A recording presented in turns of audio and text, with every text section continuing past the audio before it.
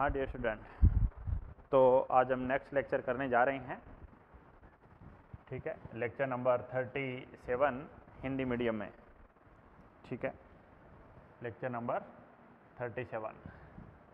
तो last lecture में हमने डिस्कशन ख़त्म कर दिया था, डिस्कशन स्टार्ट करना था हमें। एक प्रॉब्लम रहती थी हमारे मेन, एक प्रॉब्लम हमने रिवर प्रॉब्लम करनी बाकी थी, तो मैं आखिरी प्रॉब्लम करा रहा हूँ आज आपको। देखिए, रिवर प्रॉब्लम। रिवर प्रॉब्लम क्या, देखिए, नदी, रिवर, नदी, नदी के क्वेश्चन है, ये समझ लो आप। तो हो क्या रहा है, मैं इसे मान रहे हैं कि यहाँ पे एक नदी है जी, जिसकी चौड़ाई b ले रहा हूँ मैं। नदी की चौड़ाई b है, जिसमें पानी यहाँ से यहाँ, इधर से इधर पानी जा रहा है। ठीक है, नदी में पानी जा रहा है इधर से इधर। नदी की चाल क्या है, VR, वेलोसिटी ऑफ रिवर, नदी की चाल। नदी या फिर पानी, एक ही बात समझ लो आप, पानी की चाल, भाई नदी के अंदर जो पानी है उसकी चाल है। ठीक है, और VM क्या है, आदमी की चाल, आदमी की चाल है जी, मैन की चाल। एक आदमी क्या करता है जी, एक आदमी नदी के एक किनारे पर है जी, यहाँ पर है, वो दूसरे किनारे पर जाना चाह रहा है, उसका इंतज़ार हो रहा है।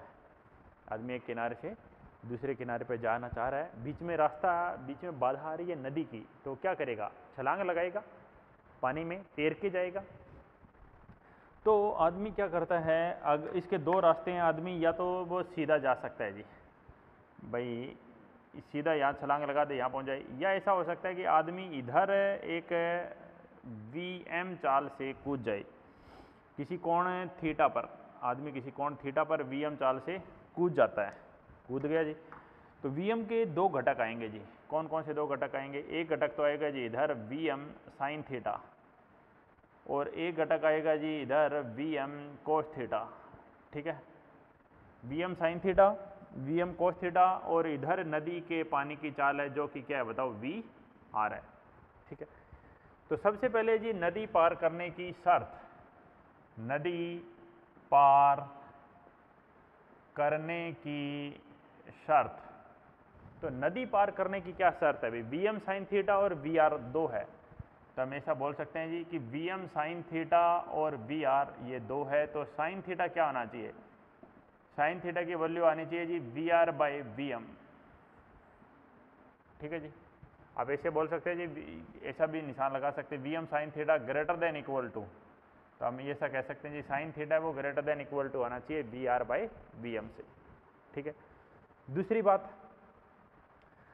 बात पार करने में लगा समय, पार करने में लगा समय, पार करने में कितना समय लगा ये कैसे निकालें, तो समय होता है जी दूरी बटे चाल। समय क्या होता है, दूरी, दूरी कितनी है जी b, और चाल कितनी है जी VM कोस थीटा लेंगे चाल, चाल कौन सी लेंगे हम, VM कोस थीटा, जो नदी की दिशा में चाल है, इतनी दूरी और इस दिशा की चाल VM कोस थीटा। अब मेन बात मैं आपको बताऊं, मेन बात क्या, देखिए ये तो लगा समय आ गया।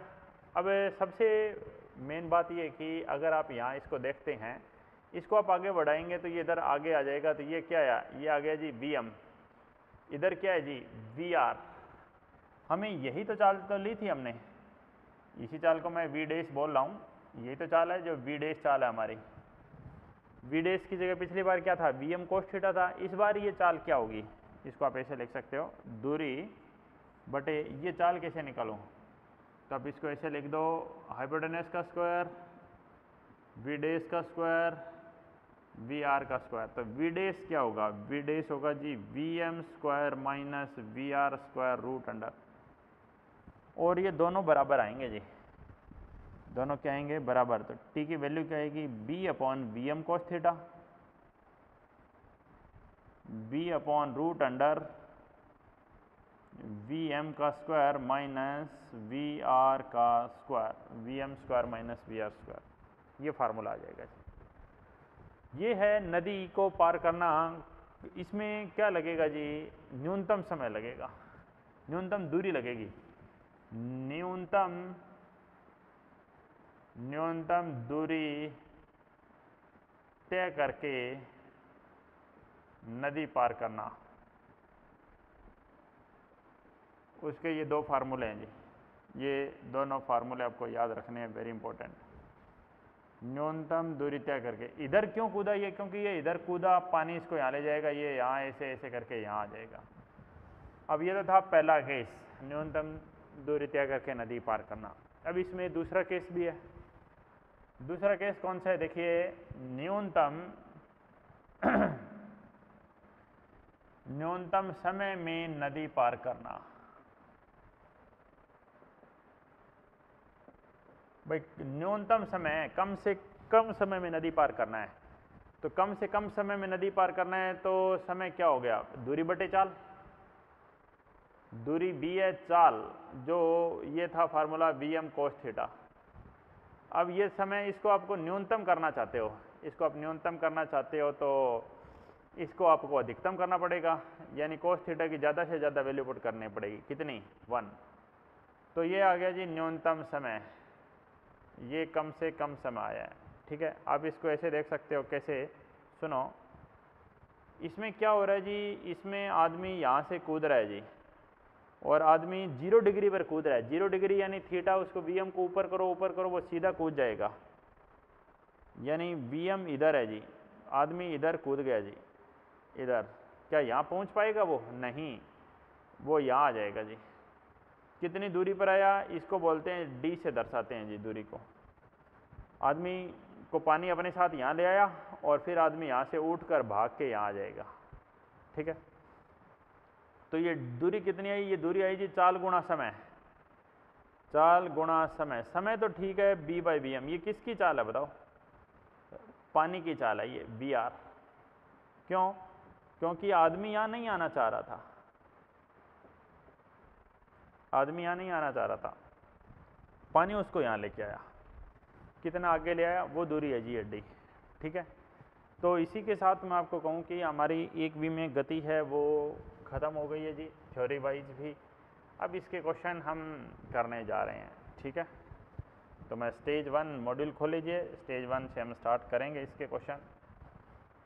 ठीक है, काफ़ी अच्छे क्वेश्चन हैं, काफ़ी इजी क्वेश्चन भी है, सारे टाइप के क्वेश्चन हैं मॉड्यूल में, और 1V में गति में क्वेश्चन भी बहुत ज़्यादा हैं, इस बात का आप ध्यान रखें।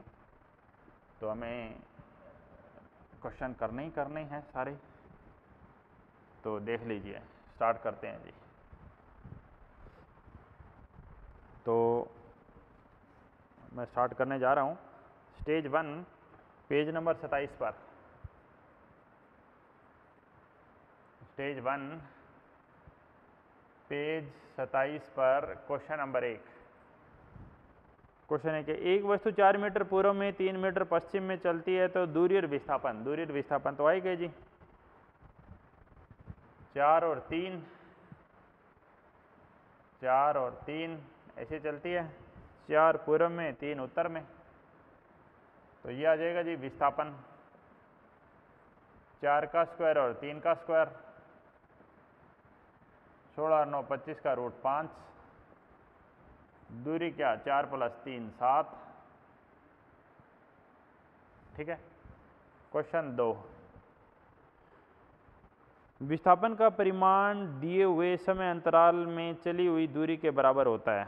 विस्थापन का परिमाण, विस्थापन का परिमाण, वो क्या कह रहे हैं जो विस्थापन है उसका परिमाण दिए हुए समय अंतराल में चली हुई दूरी के बराबर होगा, दूरी के बराबर होगा यदि वस्तु एक ही दिशा में चल रही हो, नियत त्वरण से चल रही हो, नियत वेग से चल रही हो, असमान त्वरण से, नियत वेग से, वस्तु को नियत वेग से चलना होगा। ये दूसरे का उत्तर क्या आएगा बताओ, 3, वस्तु को नियत वेग से चलना होगा, बिल्कुल सही है भाई। जब नियत वेग से मतलब सीधी रेखा में चल रही है, दिशा नहीं बदल रही है, वेग नियत होता है तो दिशा नहीं बदलती है, वेग नियत होता है तो दिशा नहीं बदलती है, और जब दिशा नहीं बदलती है तो दूरी और विस्थापन दोनों बराबर ही होते हैं। क्वेश्चन नंबर 3, क्वेश्चन 3 क्या है, 40 मीटर पर सेकंड की चाल से गतिशील 100 मीटर लंबी एक रेलगाड़ी 30 सेकंड में 30 मीटर पर सेकंड की चाल से चल रही है। 200 मीटर लंबी दूसरी रेलगाड़ी को पार कर सकती है। पहली रेलगाड़ी द्वारा दूसरी को पार करने में लगा समय। 40 मीटर पर सेकंड की चाल से गतिशील 100 मीटर लंबी एक रेलगाड़ी। दो रेलगाड़ी है जी, एक रेलगाड़ी ये है जी 100 मीटर, दूसरी रेलगाड़ी ये है जी 200 मीटर।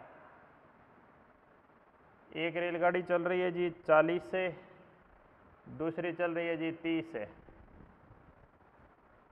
तो एक दूसरे को पार करना चाहते हैं तो समय ज़्यादा लगेगा। दूरी बटे सापेक्ष चाल, सापेक्ष चाल लेनी पड़ेगी। तो दूरी कितनी है जी, दूरी हमेशा जुड़ेगी, चाहे एक दिशा में जाओ चाहे अगर ये विपरीत दिशा में होते तो भी हम जोड़ देते। सापेक्ष चाल ध्यान से लेनी होती है। ये एक ही दिशा में है इसलिए यहाँ पर क्या करना पड़ेगा, माइनस। विपरीत दिशा में होते तो यहाँ प्लस हो जाता, ऊपर तो हमेशा ही प्लस आएगा। तो कितना है जी समय, 300 बटे में 10, 30 सेकेंड आ गया जी। 300 बटा 10 यानी 30 सेकेंड। सही है जी। क्वेश्चन 3। क्वेश्चन नंबर 4 क्या कह रहा है? क्वेश्चन 4 इसी तरह का क्वेश्चन है।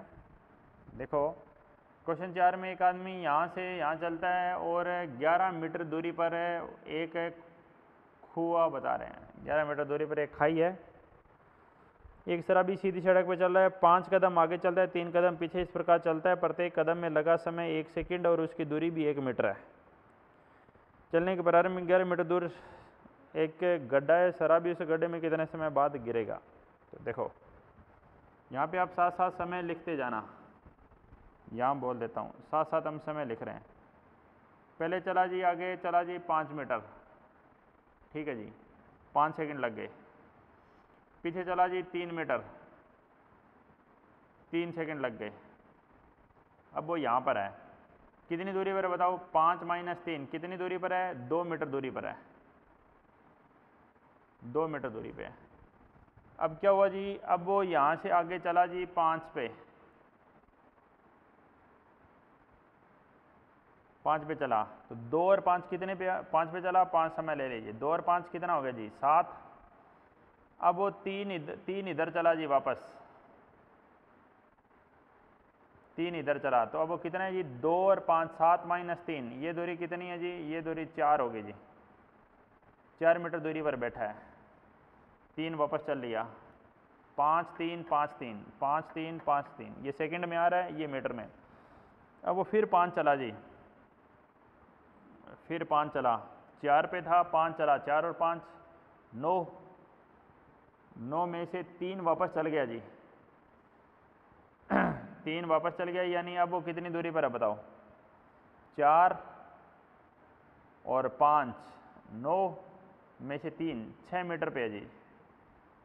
3 वापस चल गया जी। 5 3 5 3 5 3 5 3 5 3 5 3, अब वो 6 पे है। अब वो 5 चलते ही कुएं के अंदर जाके गिरेगा, क्योंकि 6 और 5 11 मीटर पे हो गया। तो बस यही समय जोड़ दीजिए। 5 3 8, 5 13 और 3 16, 16 और 10 26 और 3 29 सेकेंड। सही, 29 सेकेंड बाद वो खाई में होगा जी। क्वेश्चन 4 है। क्वेश्चन 5। क्वेश्चन 5 क्या देखो, एक कण एक सरल रेखीय पथ पर गति करने के लिए बाध्य है, वह प्रारंभिक बिंदु पर 10 सेकंड बाद लौटता है।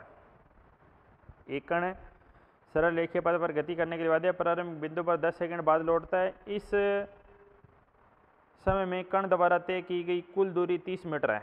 इस समय में कण के द्वारा तय की गई कुल दूरी 30 मीटर है। कण की गति के संबंध में निम्न में से कौन सा कथन सही नहीं है? एक कण सरल रेखीय पथ पर गति करने के बाद प्रारंभिक बिंदु पर 10 सेकंड बाद लौटता है। प्रारंभिक बिंदु पर कितनी देर बाद लौटता है? 10 सेकंड बाद, ठीक है। प्रारंभिक बिंदु 10 सेकंड बाद लौटता है।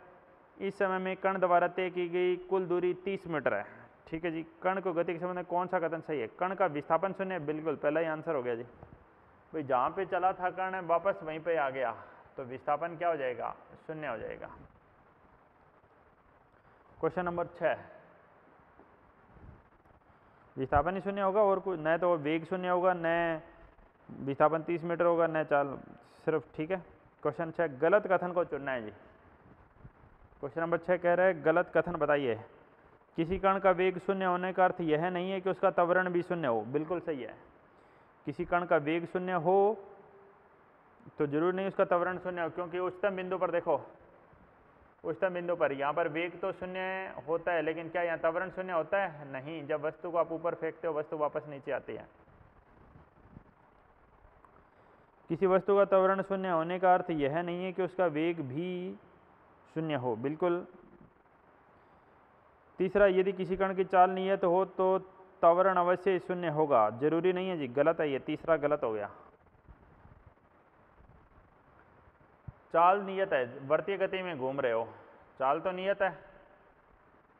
क्या त्वरण जीरो है? नहीं, त्वरण जीरो नहीं है।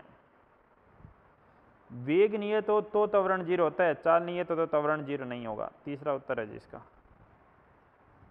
क्वेश्चन नंबर 7 देखिए।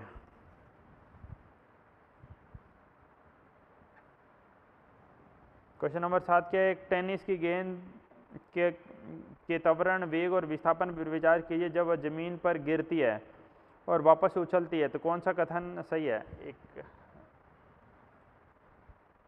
आप यहां से छोड़ेंगे, गिर के वापस ऊपर जाएगी, क्या बदलेगा? विस्थापन बदलेगा, वेग बदलेगा, त्वरण बदलेगा क्या? नहीं, त्वरण नहीं बदलेगा। ये देखो, ये ग्राफ बनाए थे हमने, याद होंगे आपको।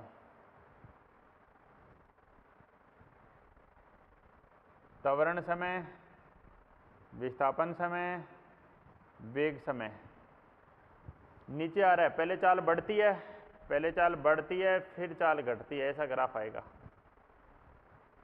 वेग, पहले चाल बढ़ती है, फिर चाल दूसरी दिशा में घटती है। त्वरण एक बार ले लेते हैं तो पूरी गति में वही रहता है। त्वरण अपनी दिशा नहीं बदलेगा, बाकी विस्थापन और वेग दोनों अपनी दिशा बदलेंगे जी।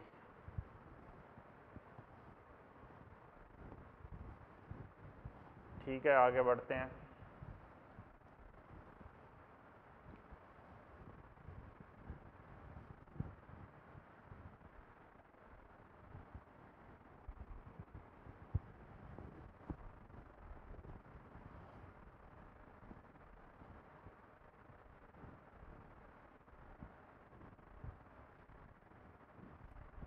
अगले बात देखिए, क्वेश्चन नंबर 8 क्या कहता है? ये अच्छा क्वेश्चन है। टी और एक्स दिया हुआ है जी।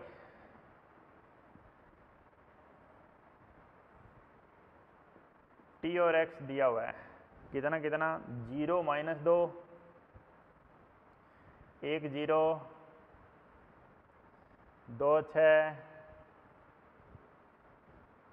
3 16।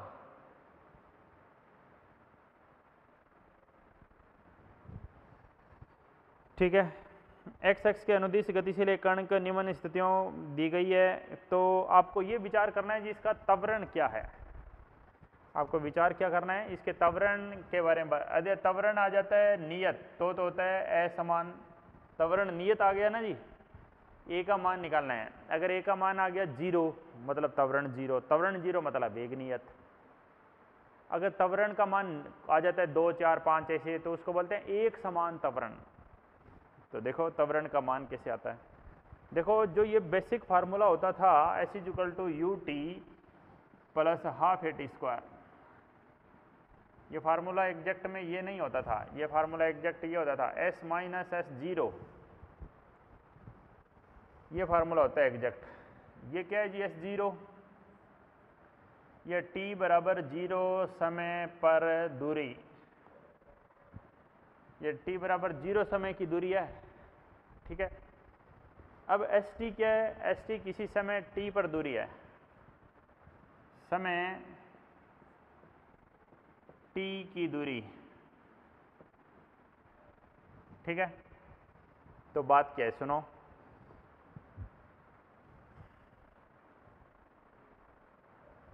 तो बात ये है जी, ये समय टी की दूरी हो गई, तो आपको कोई एक एस जीरो तो रहेगा ही रहेगा। U T half a t square, कोई एक समय लेना पड़ेगा, जो आप लेना चाहो बताओ। जीरो तो ले लिया, जैसे मान लेते हैं मैं 1 सेकंड लेना चाहता हूँ, 1 सेकंड, 1 सेकंड। S0 का मान कितना है? -2। S1 का मान 1 सेकंड पर समय कितना है? दूरी कितनी है? 0। U + a/2। ये तो आ गई जी पहली समीकरण। उसी तरह एक समीकरण और बनाएंगे।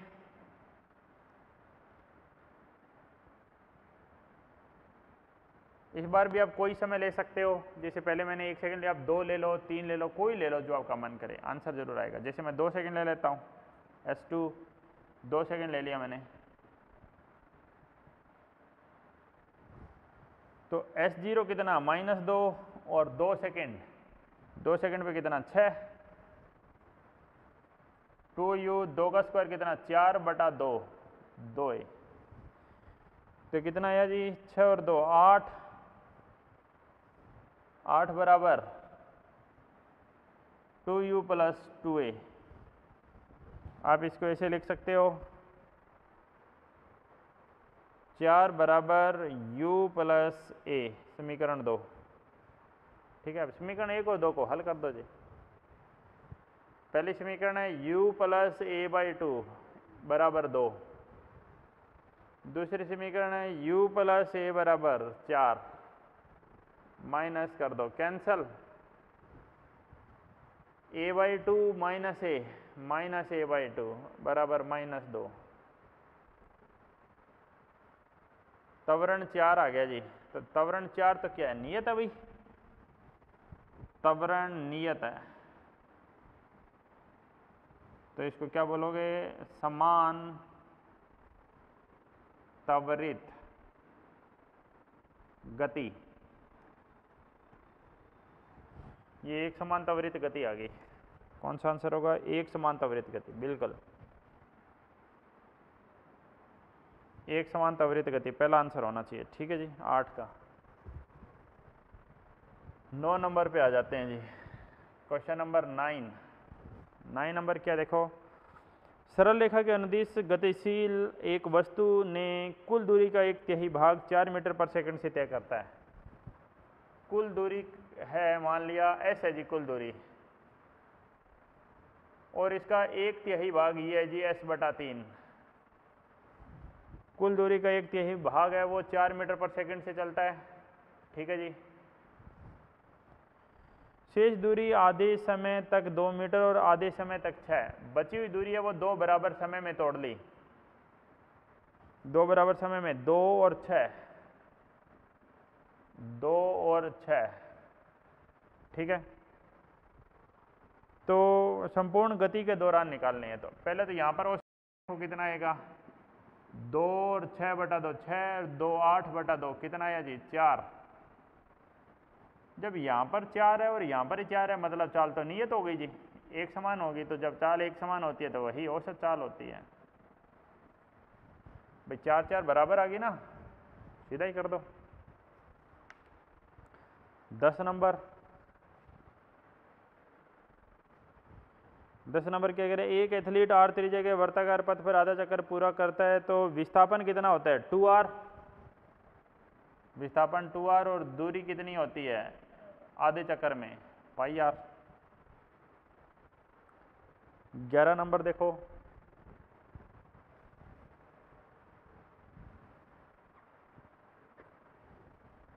एक सीधी रेखा में गति करता एक कण आधी दूरी 3 मीटर पर सेकंड से चलता है। शेष आधी दूरी 2 समय अंतराल 4.5 और 7.5 की चाल से चलता है। औसत चाल। सीधी रेखा में गतिशील एक कण है, आधी दूरी 3 मीटर पर सेकंड से चलता है। आधी दूरी तो 3 मीटर पर सेकंड से चलता है। ठीक है, शेष आधी दूरी 2 समय अंतराल, शेष जो बची हुई आधी दूरी है वो 2 टुकड़ों में तोड़ दी थी। कौन कौन से टुकड़े बताओ? 4.5 से और 7.5 से।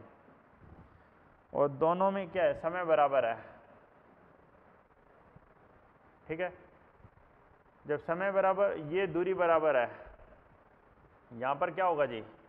v1 + v2/2 कितना आएगा बताओ? 7 और 4 11, 12/2, 6 मीटर पर सेकेंड। यहाँ पर कितनी है? v1 3, ये क्या है? 2, और दोनों दूरी क्या है? बराबर। तो अब सूत्र कौन सा लगेगा, 2v1v2 अपॉन, यहाँ कौन सा लगा था, v1 प्लस v2/2, 2v1v2 6 18 दूना 36/9, कितनी है बोलो, 4 मीटर पर सेकेंड आंसर आ जाएगा जी, 11 का पहला आंसर। ठीक है, 12 नंबर से अब अवकलन समाकलन के सवाल स्टार्ट होते हैं, दूसरा पार्ट। ये अवकलन समाकलन वाले जो सवाल हैं थोड़े से अच्छे सवाल हैं जी, थोड़ा आपको इनको ध्यान से समझ के करना पड़ेगा।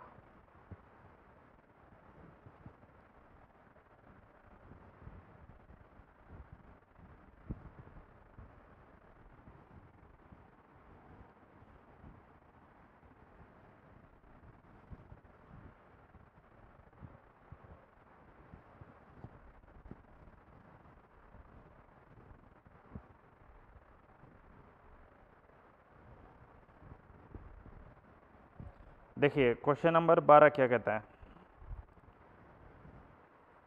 क्वेश्चन नंबर 12 में त्वरण दिया गया है जी, -s omega square sine omega T, विस्थापन निकालना है। त्वरण का सूत्र क्या होता है, dv/dt। dv क्या होता है जी, a dt। a का मान क्या आएगा जी, -s ओमेगा स्क्वायर कॉमन ले लीजिए, यह आ गया जी साइन ओमेगा टी के साथ लगा दो जी dt, -s omega square. Sine का समाकलन क्या होगा जी, साइन का समाकलन कॉस, वो भी माइनस का, ओमेगा टी बटे में ओमेगा। अब ये समाकलन तो ध्यान रखना पड़ेगा, 1 ओमेगा से 1 ओमेगा, माइनस से माइनस कैंसल, ये आ गया जी प्लस में s ओमेगा कोस ओमेगा टी। विस्थापन निकालना है तो वेग क्या होता है बताओ, वेग होता है जी dx/dt, x से दर्शा देता हूँ, dx क्या आएगा बताओ, v dt। v का मान लिखो, s ओमेगा को बाहर ले लो, कोस ओमेगा टी dt, कोस का समाकलन ले लीजिए,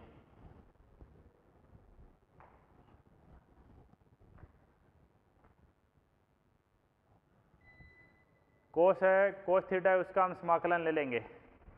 तो कोस थीटा का समाकलन क्या आएगा, कोस थीटा का आएगा जी प्लस में साइन ओमेगा टी बटे में ओमेगा, 1 ओमेगा से 1 ओमेगा, फाइनल आंसर आ गया जी s इंटू में साइन ओमेगा टी, ये x आ जाएगा। ठीक है, क्वेश्चन नंबर 13 पे आते हैं जी, 12 तक हमने कर दिए हैं। तो क्वेश्चन नंबर 13 क्या कहता है, देखो, एक कण जो विराम अवस्था में गति प्रारंभ करता है का वेग संबंध v, वेग आपको दिया हुआ है जी kt, v equal to kt द्वारा दिया गया है, k 2 है, 3 सेकंड में तय की गई दूरी बताइए, k का मान 2 आ गया। तो अब देखिए v को क्या लिख सकते हो जी, dx/dt लिख सकते हो, dx को क्या लिखोगे, v dt, v का मान कितना है 2t dt, 2 t की पावर 2/2 t स्क्वायर, कितनी देर काम करना है, 3 सेकेंड, 9 मीटर, ये तो आएगा। ठीक है, 14 नंबर क्वेश्चन देखिए, क्वेश्चन नंबर 14 क्या कहता है, एक कण एक सरल रेखा के अनुदिश इस प्रकार गति करता है कि किसी समय t पर विस्थापन निम्न समीकरण द्वारा दिया गया है। विस्थापन कैसे दिया गया बताओ, t की घात 3 3t स्क्वायर प्लस 2, त्वरण शून्य होने के समय विस्थापन, तो त्वरण तो पहले वेग निकालो जी, फिर त्वरण निकालो जी, फिर त्वरण 0 करो जी, ये काम करने हैं। वेग निकालो, 3t² माइनस 3 दूना 6t, 2 का क्या हो जाएगा 0। त्वरण 3 दूना 6t माइनस 6t माइनस 6 को 0 करेंगे, t का मान आ गया 1 सेकेंड। t का मान 1 सेकेंड यहाँ रख दीजिए, 1 सेकेंड यहाँ रख दिया जी t का मान। तो s का मान कितना आएगा 1 माइनस 3 प्लस 2 0। s का मान 0 आ जाएगा जी। विस्थापन कितना आ गया जी 0। ये 14 नंबर है। 15 नंबर देखिए,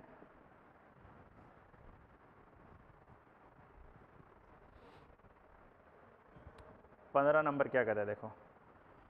एक वस्तु का वेग v तथा विस्थापन r किसी समीकरण से दिए गए हैं। v² = kr।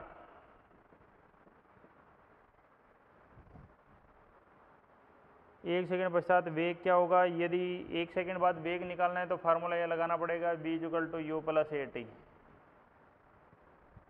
आरंभिक 0 है, a का मान निकालना पड़ेगा, t का मान रखना पड़ेगा। a कैसे निकालें? a से निकालो जी,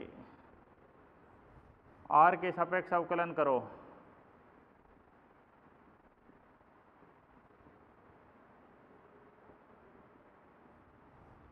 ऊपर वाली घात आगे, दोनों तरफ d/dr लगा दो, दोनों तरफ d/dr लगा दो।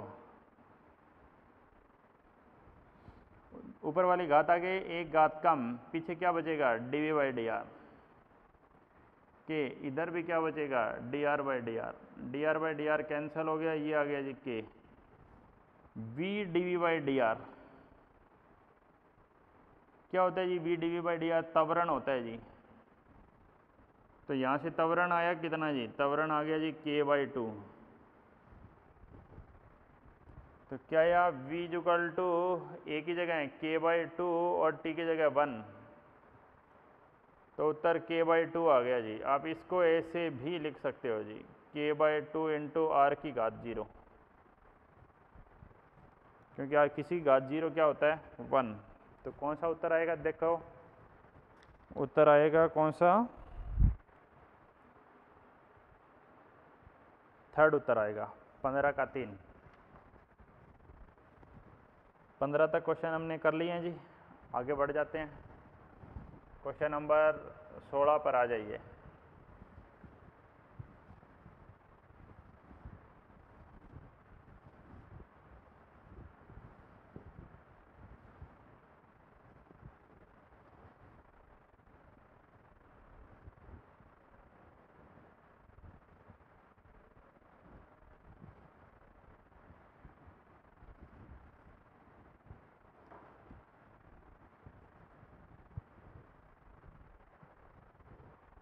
क्वेश्चन 16, क्वेश्चन 16 क्या कहते हैं देखो। एक कण की स्थिति समय के फलन के रूप में निम्नलिखित द्वारा प्रदर्शित की गई है। y = 2t² + 3t + 4, 2t² + 3t + 4 द्वारा व्यक्त होती है। t बराबर 0 से 3 सेकंड तक कण का औसत वेग बताइए। 0 से लेकर 3 सेकंड तक औसत वेग बताइए। तो पहले t बराबर 0 करेंगे, इसको t1 बोल दो, फिर t2 बोल दो। यहाँ पे y1 आ जाएगा, यहाँ पर y2 आ जाएगा। 0 रखेंगे, 0 0 0, कितना आया 4। 3 रखो, 3 का स्क्वायर 9, 3 4, कितना आया जी 18, 9 27, 4 31। औसत वेग क्या आया? x2 - x1, t2 - t1, या y2 - y1 बोल दो, एक ही बात है। 31 - 4, 3 - 0, 27/3, 9 मीटर/सेकंड। ठीक है जी, औसत वेग आ जाएगा। ये आ गया जी 16 नंबर। अब 17 देखिए। टी बराबर 0 में प्रारंभ समीकरण विस्थापन नियमन समीकरण द्वारा दिया गया है। एस का मान आया कितना बोलो, 6t² माइनस t⁻3। सेकंड में वह समय जिसमें कण पुनः शून्य वेग प्राप्त कर लेगा। वेग 12t 3t²। क्या निकालना है? सेकंड में वह समय निकालना है जिसमें कण पुनः शून्य वेग प्राप्त कर लेगा। तो इसको 0 कर दीजिए जी। 12t बराबर 3t²। तो t का मान आ गया जी 4 सेकेंड, 4 सेकेंड। पहला उत्तर आ जाएगा जी 17 का। 18 नंबर,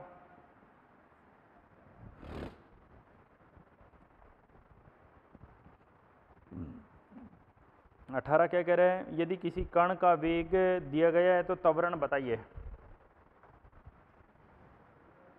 वेग दिया आपको 180 माइनस 16x की घात 1/2। ये तो v है। अब यहाँ पे हम कर रहे हैं जी dv/dx। dv/dx कैसे करते हैं? ऊपर वाली घात हमेशा आगे लेते हैं और जो घात होता है उसमें से एक माइनस कर देते हैं। उसके बाद जो अंदर बचता है उसका करते हैं। 180 का तो क्या होगा 0 और माइनस 16x का कितना हो गया 1। अब लगाओ a क्या होता है v dv/dx।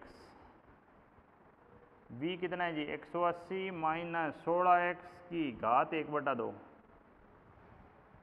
ये v का मान है 180 माइनस 16x की घात 1/2। dv/dx का मान कितना होगा जी माइनस 16 बटे में 2 180 माइनस 16x की घात 1/2। ये घात 1/2 से तो 1/2 कैंसिल हो जाएगी। माइनस 16 बटे 2 उत्तर आएगा जी माइनस 8 मीटर पर सेकंड स्क्वायर। ठीक है। अब 19 नंबर करने जा रहा हूँ जी।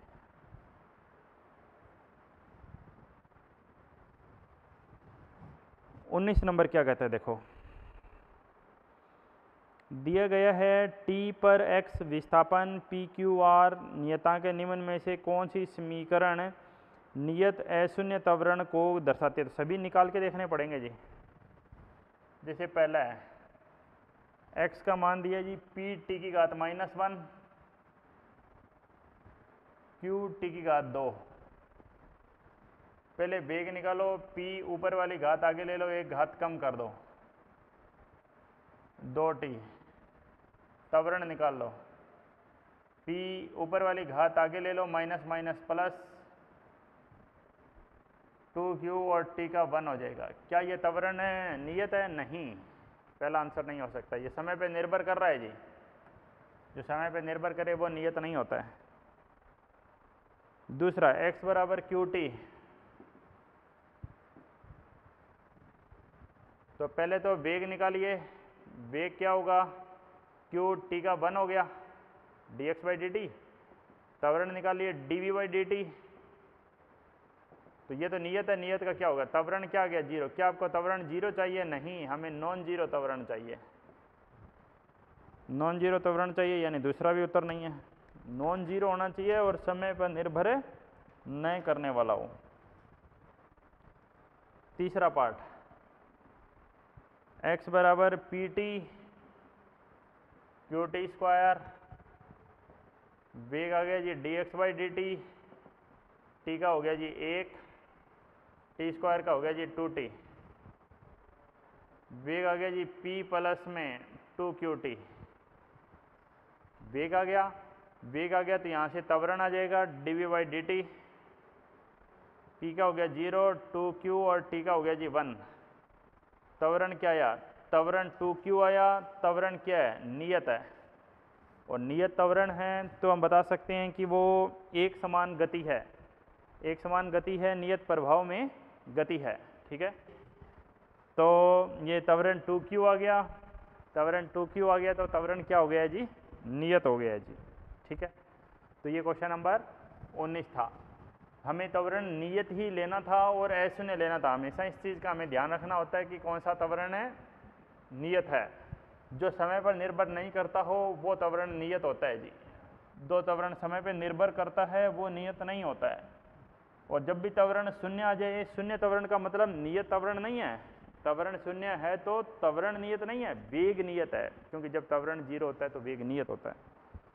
अभी 20, 21, 22 ये तीनों सवाल एक साथ जुड़े हुए हैं, तो मैं ये 3 सवाल और कराता हूँ बस आज की क्लास में। 20, 21 और 22 ये 3 सवाल हो रहा है। 20 नंबर दिया हुआ है जी, विस्थापन दिया हुआ है R बराबर R not 1 minus AT into T, AT into T, ठीक है, ब्रैकेट खोलो, R not T minus R not A T का स्क्वायर, ये है जी, ठीक है। अब पढ़ो सवाल। कितने समय बाद वस्तु आरंभिक स्थिति पर लौट आएगा? आरंभिक स्थिति पर वस्तु जब लौट के आता है तो उसका विस्थापन क्या करते हो आप? 0 करते हो। तो विस्थापन 0 करो, R not T R not a t square को 0 कर दो, बराबर कर दो दोनों को,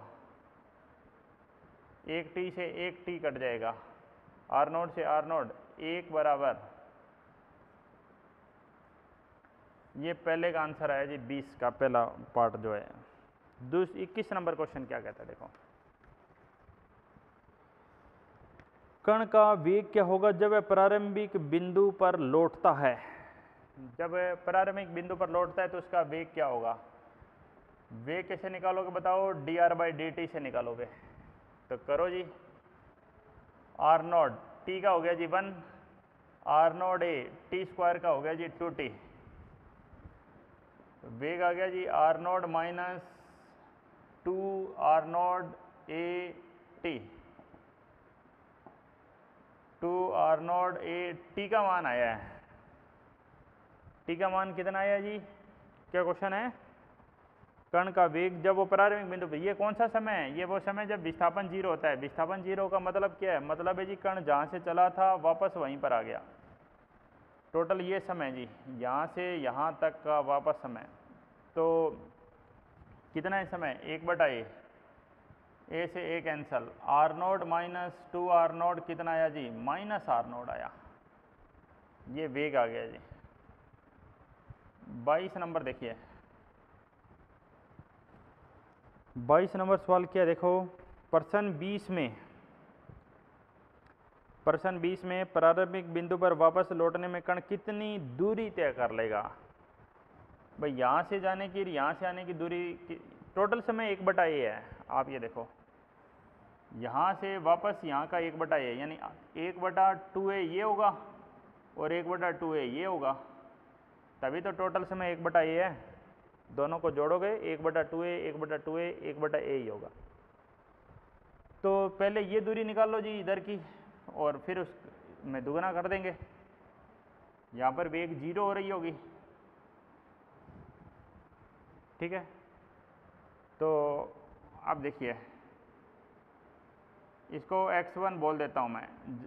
x1 दूरी कितनी आएगी? x1 दूरी कितनी आएगी?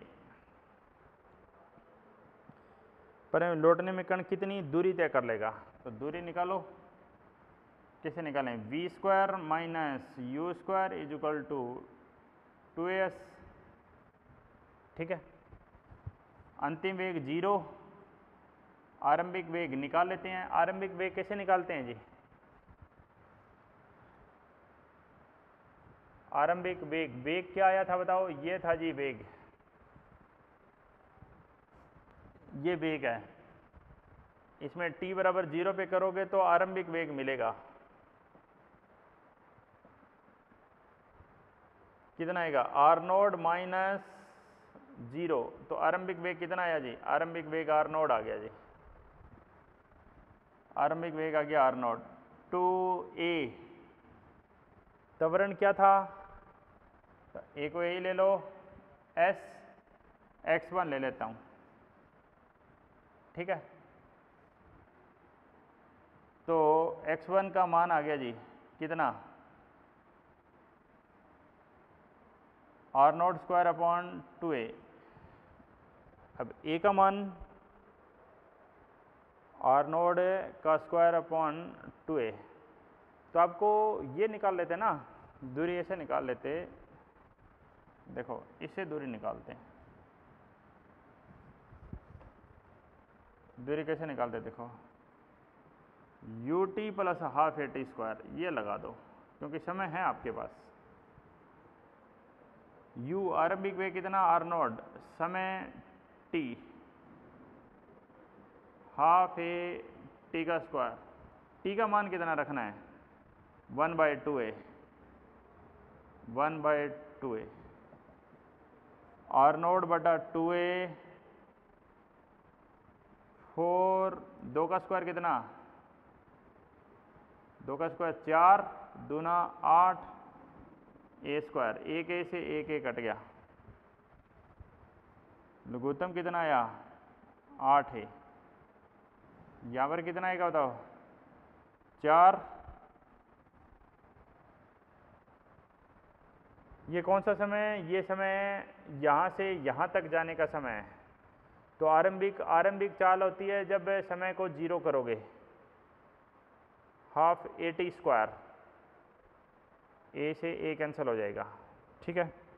हमें निकालना क्या है, ये देखो क्वेश्चन नंबर 22 में आपको निकालना है, प्रारंभिक बिंदु पर लौटने में कण कितनी दूरी तय कर लेगा, x1 का मान और x2 का मान, दोनों के मान निकालने हैं। वेग आया है आपका r nought to r nought a t, आरंभिक वेग आर नोट है, सही है जी, आरंभिक वेग तो आर नोट ही है, हाफ ए टी स्क्वायर, ठीक है। तो यहाँ से आएगा x1, x1 यहाँ से कितना आ रहा है, देखो x1 आ रहा है 2 चौका 4, ये कैंसिल हो गया, 4 आर नोट, और इधर आर नोट की फॉर्म में निकालना है हमें, इधर आंसर है वो आपको आर नोट की फॉर्म में निकालना पड़ेगा, आर नोट की फॉर्म में आंसर निकालना पड़ेगा, ये प्रॉब्लम है। तो इसको आप ऐसे करिए, देखो मैं इसको दूसरा तरीका से करता हूँ।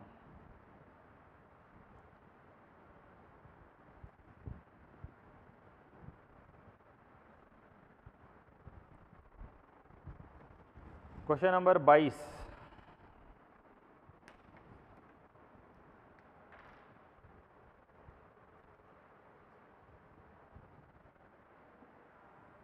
कण वापस को यहाँ पे लेके आना है जी। आरंभिक वेग कितना है जी, आर नोट है, तभी तो अंतिम वेग माइनस आर नोट हुआ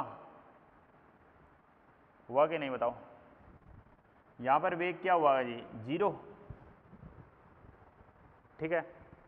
ए नियत है, ए त्वरण नहीं है, हाँ ये गड़बड़ है बात, ए है वो नियत है, ए कोई त्वरण नहीं है। यहाँ पर क्वेश्चन में ए नियत दिया गया, वो हम ए से कैंसिल कर रहे थे इसलिए दिक्कत आ रही थी।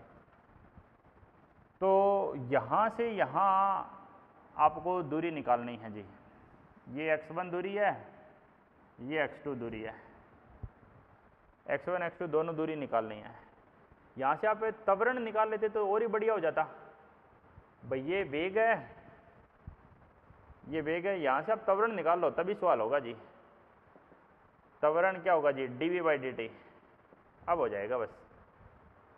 आर नोड का क्या होगा जी, 0, और 2 आर नोड ए इस टी का क्या हो जाएगा, 1, तो त्वरण हो जाएगा जी -2 आर नोड ए, त्वरण -2 आर नोड ए। अब x1 आ जाएगा,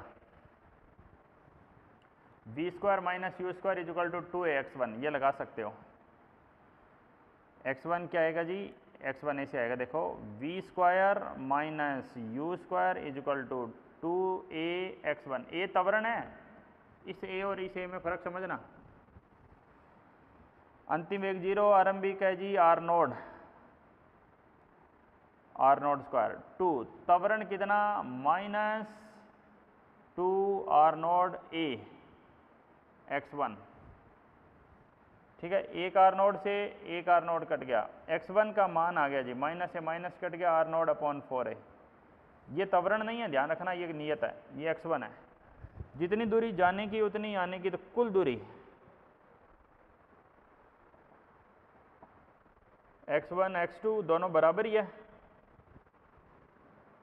are nought upon 4a, r nought upon 4a, उत्तर आएगा जी आर नोड अपॉन 2a। ये कुल दूरी है भाई, आर नोड बाई 2a। ठीक है जी, ये 22 का उत्तर 3 हो जाएगा। इसी के साथ ये आज हमने 22 क्वेश्चन ख़त्म कर दिए हैं जी। बाकी अगली क्लास में हम कंटिन्यू करेंगे, आप क्वेश्चन करते रहिए, स्टेज 1 को ख़त्म कर दीजिए। ठीक है, स्टेज 1 पूरा ख़त्म कर लीजिए, अगले क्लास में हम ख़त्म करेंगे। ठीक है जी, ओके।